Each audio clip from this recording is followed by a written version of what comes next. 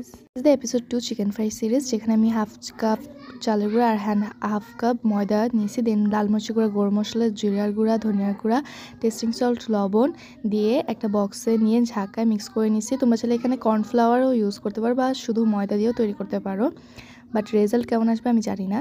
And then হচ্ছে আমি চিকেনের পিসগুলো দিয়েছি, ম্যারিনেট করা চিকেনের পিসগুলো দিয়ে আমার এখানে মোট 6 পিস চিকেন হয়েছে। 6 পিস চিকেনের জন্য আমি এই কোয়ান্টিটির সব কিছু করছি।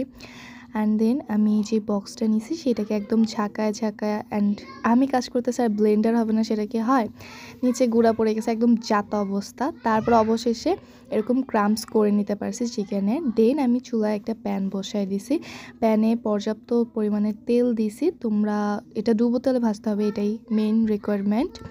অ্যান্ড দেন হচ্ছে আমি এটাকে চিকেনের স্লাইসগুলো দিয়ে উল্টে পাল্টে ব্রাউন কালার করে ভেজে নিয়েছি। And then ready. So that fun and খোদাফেজ।